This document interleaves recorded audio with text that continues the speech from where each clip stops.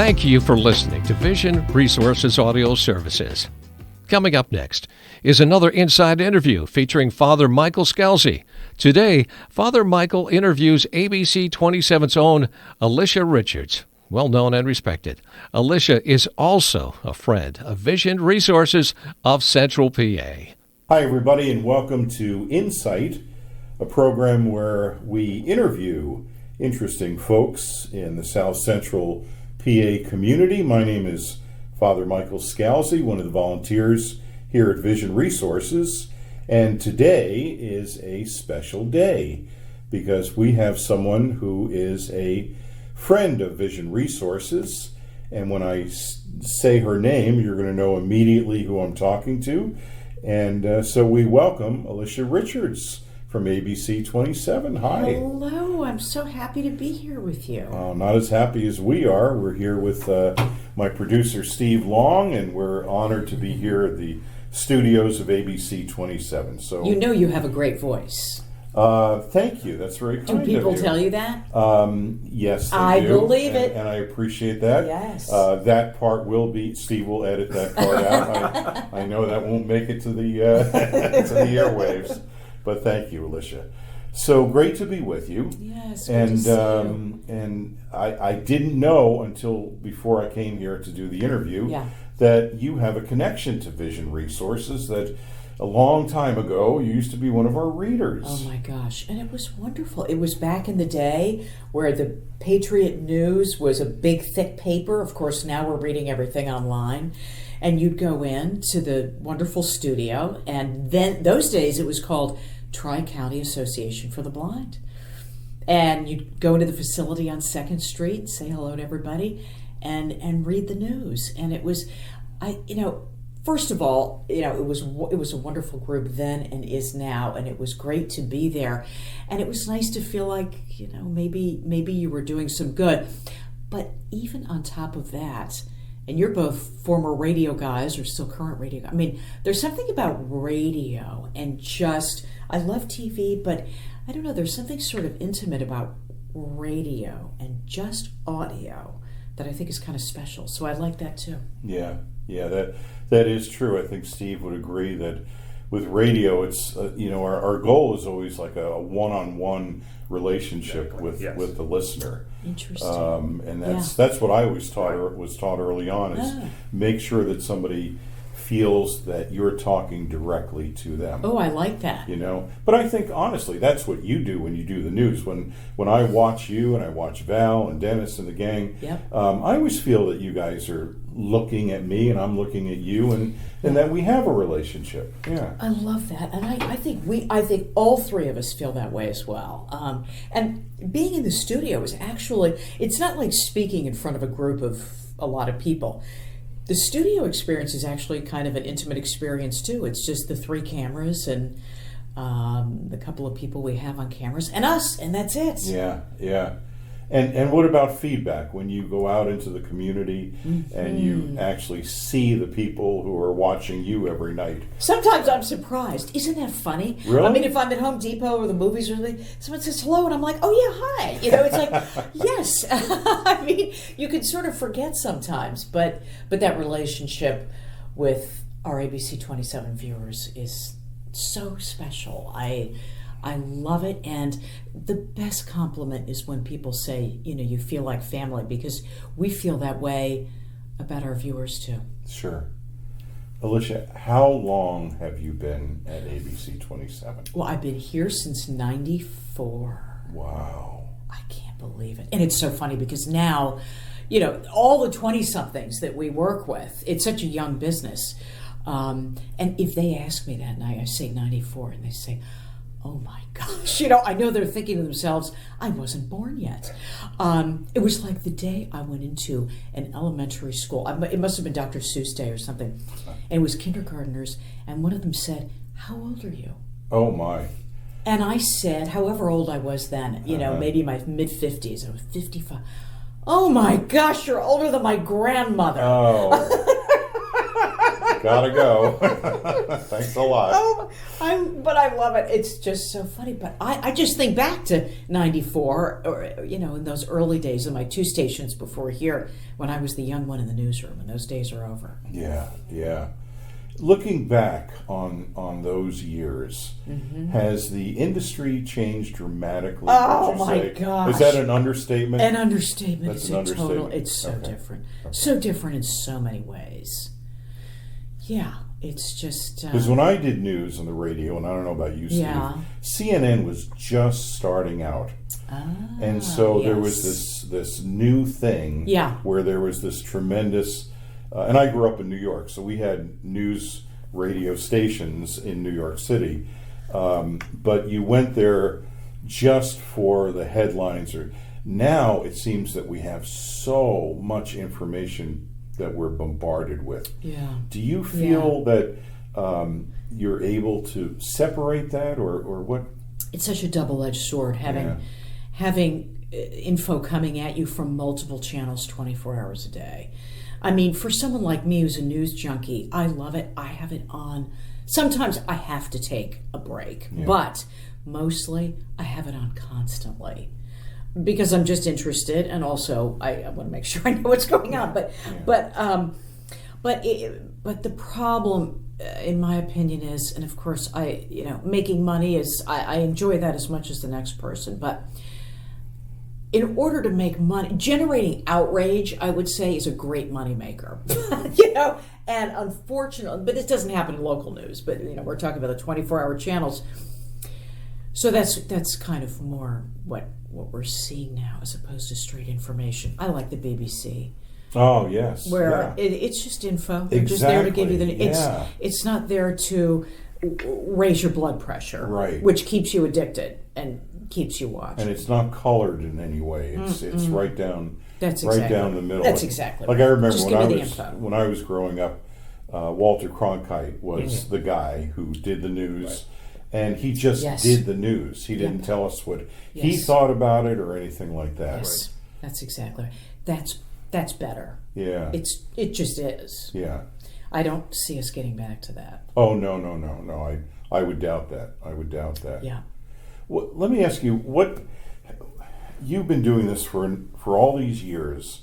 Are you affected by the news? I sometimes think that, and I have to do the same thing too, and I'm sure Steve does, that you have to disconnect yourself on a regular basis, or else you just it's too much. I always think about police officers who are, they would have to emotionally disconnect, and we do. One time I was not driving to work. I don't know where I was going, so I was just in my off hours and driving somewhere, and I came across a very bad car accident. It was a very upsetting thing to look at, and I felt myself start to get lightheaded, and it was really affecting me emotionally. And then I thought, you have to pretend that you're going to work and you're pulling up on this scene, and I could trick myself, and I felt all better. You have to, because it's a lot of upsetting stuff, and the stuff that bothers me the most is the violence against children. Oh my! Oh yes. I happen to be from Chicago, so I grew up there, just outside the city, and I still care about my city very much, and the violence there, as it is in multiple big cities, is just brutal.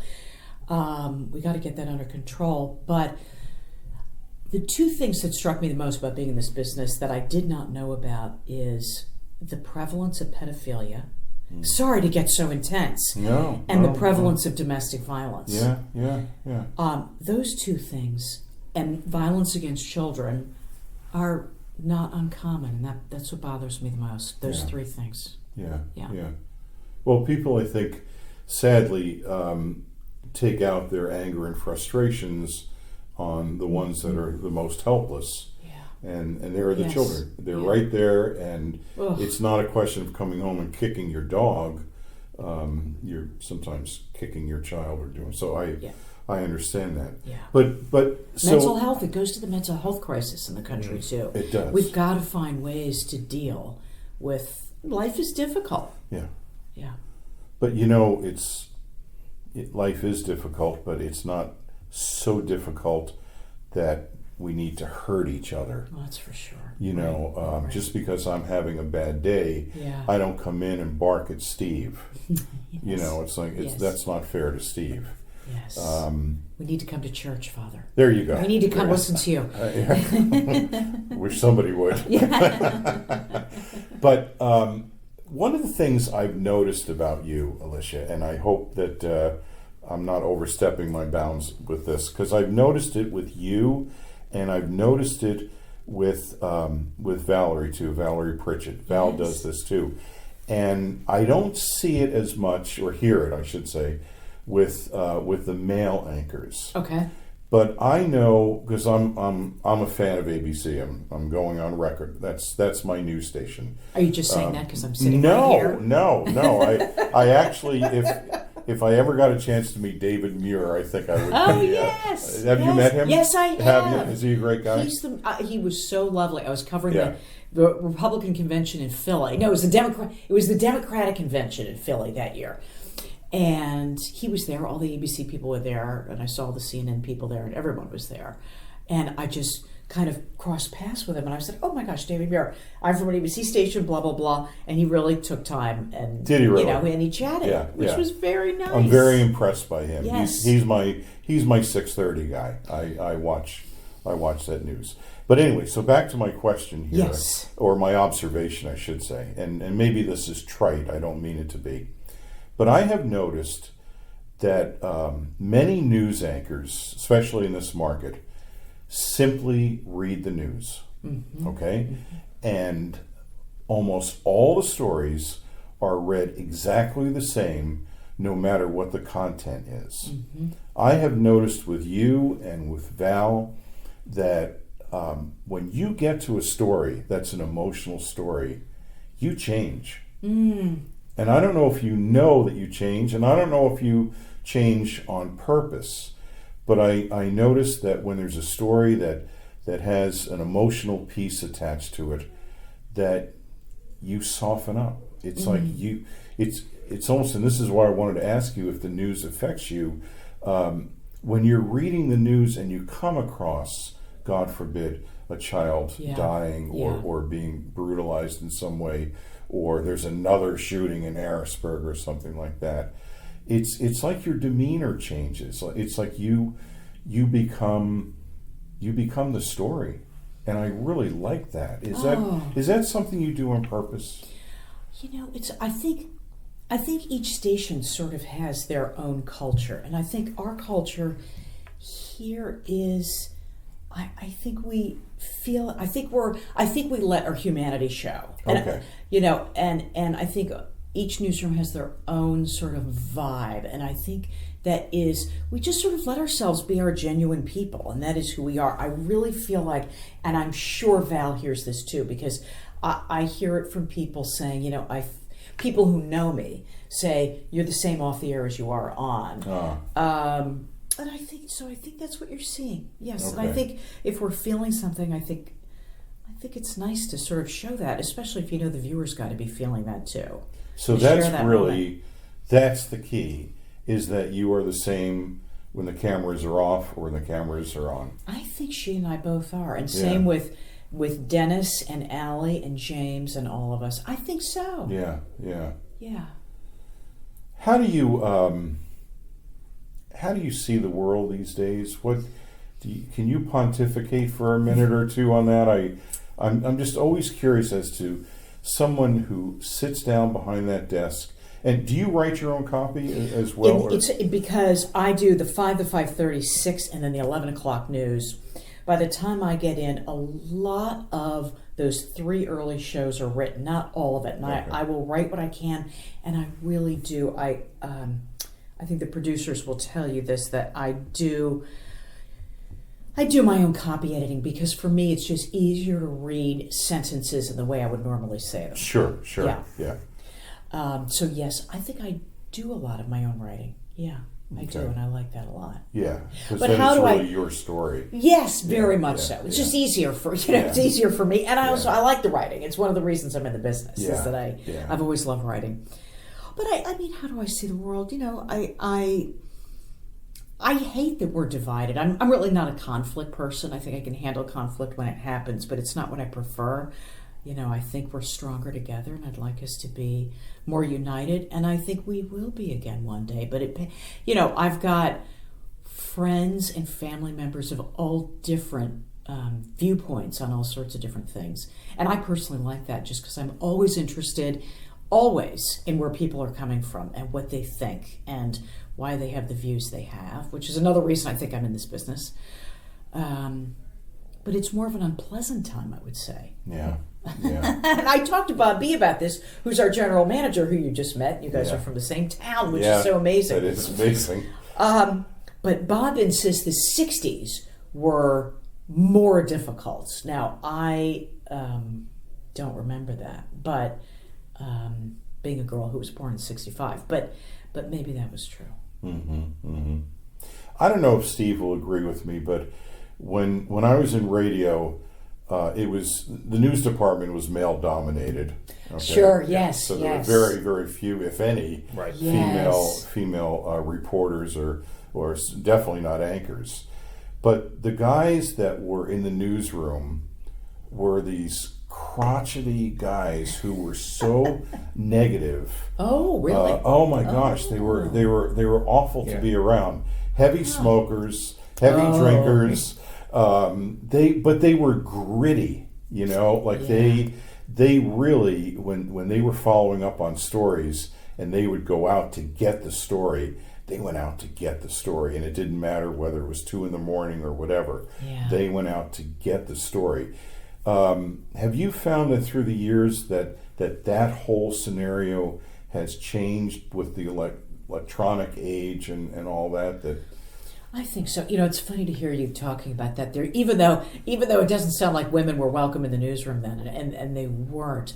There was something sort of wonderful about that time in that I think it was a mission. What's the word I'm really, just a real calling, and not that it's not now, but can I say vocation? Vocation. Thank you.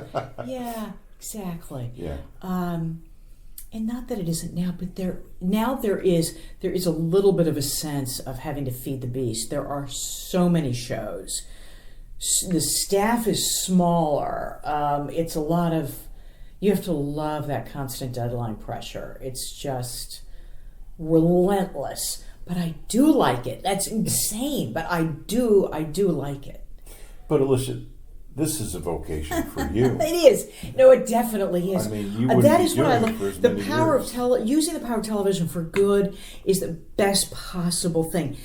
People need to know what's going on, and but the biggest complaint I hear is that, my God, the news is so negative, which of course it is. Yeah. But I feel like I must say, I feel like we're pretty good at including in each broadcast, happy news too. That's what I like about 27. You have a balance, because we really do. If it was just all the news of the day, it's too much. Oh, it's too much. Yeah. It's just you just can't. Then you'd really be shutting the TV off, and that's why I try not to watch a lot of cable news. Yeah. Because depending on what side of the issue they are, it's really tiring. It's really tiring. But ABC does, and I love the stuff you do out in the community. It's so wonderful. Great, and I think it's important that we do, and we love it. And we have to be talking to our viewers. I think that's important, because that's how you find out what people want. And I love feedback. I love feedback. I always ask for feedback if I'm speaking to a group. Have you ever gotten feedback that you didn't like? Well, let me think of something negative. Oh gosh. Well, it's the. But I want to hear it all, because then it gives me a chance to think: do I need to self-correct there, or do we as a group need to do something different? Yeah. But I think people, it's very easy to throw out something negative on our Facebook page or in an email, but not so much face to face. Oh, I'll tell you something. So of course we've just finished this election. And we had the debate, the U.S. Senate debate. So Fetterman was here, Oz was here. Well, that night on the 11 o'clock newscast, if you watch the debate, you saw everyone knows John Fetterman's recovering from a stroke, and he struggled to answer a lot of these questions. And I said that sentence on the 11 o'clock news that night, and the Oz campaign took that clip and put it in their ads. So a lot of our viewers thought I was on air, editorializing against Fetterman for Oz. And of course, that's not what we do in local news. We don't do that. So I was very busy sending out a lot of emails to people, which I was happy to get, because I want to be able to explain, look, our broadcasts are public. People can take that, and politicians do take it and use it, and it's totally legal, and there's nothing I can do about it, and there's nothing the station can do about it. And inevitably, every viewer wrote back and said, okay, now I understand, except for one guy would not accept my explanation. One guy. There's always one. He did not believe me.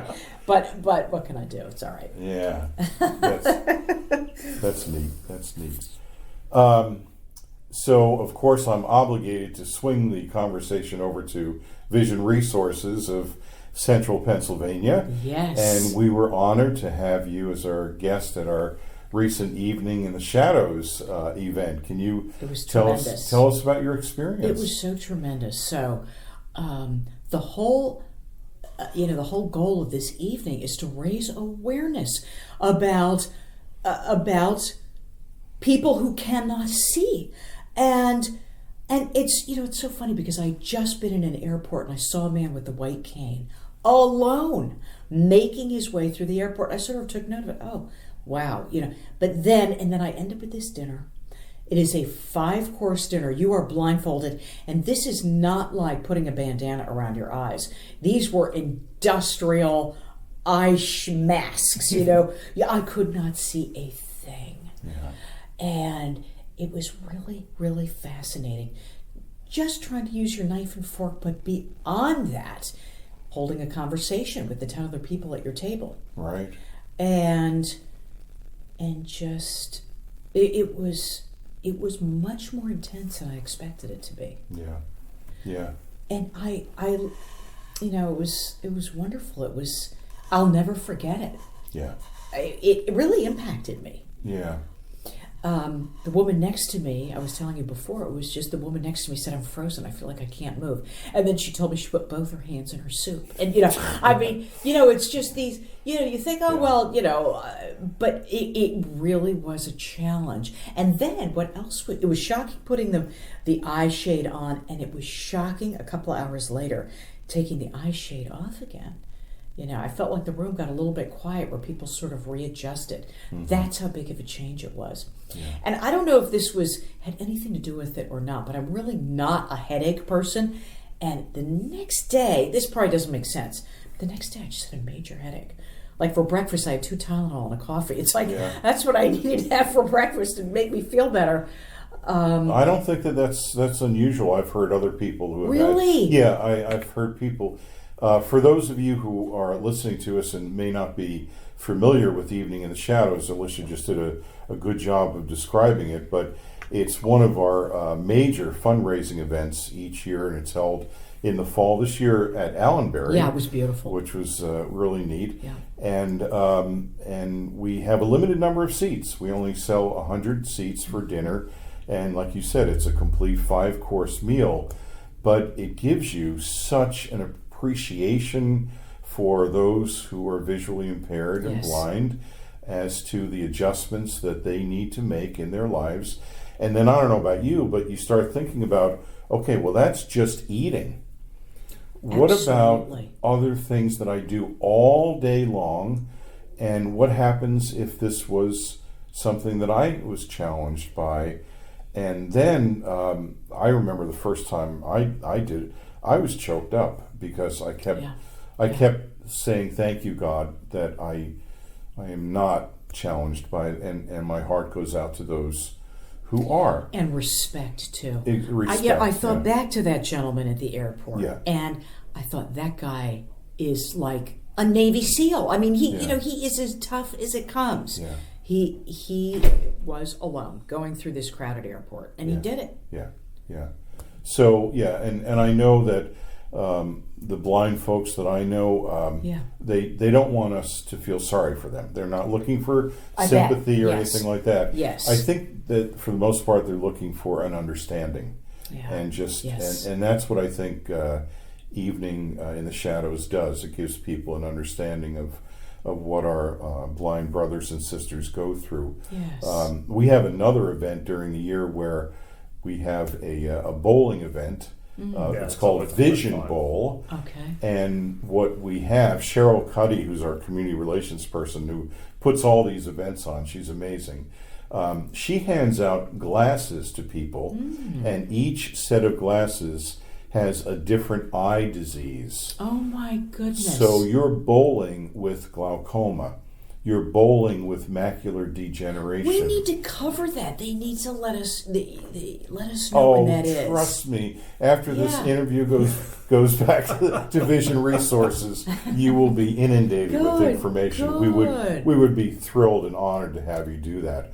And then we have a springtime event too, which is Visions of Monte Carlo, which is just a straight fundraiser. And it's a lot of fun. And, we have dinner and some games of chance and that sort of thing. But Vision Resources tries to do unique things throughout the year just to raise the awareness for people in the community and to help raise money for the programs that we have. I mean, we have a summer camp for young people who are blind and visually impaired. And if anyone's listening and is interested in learning more, we have a wonderful website, VROCP.org,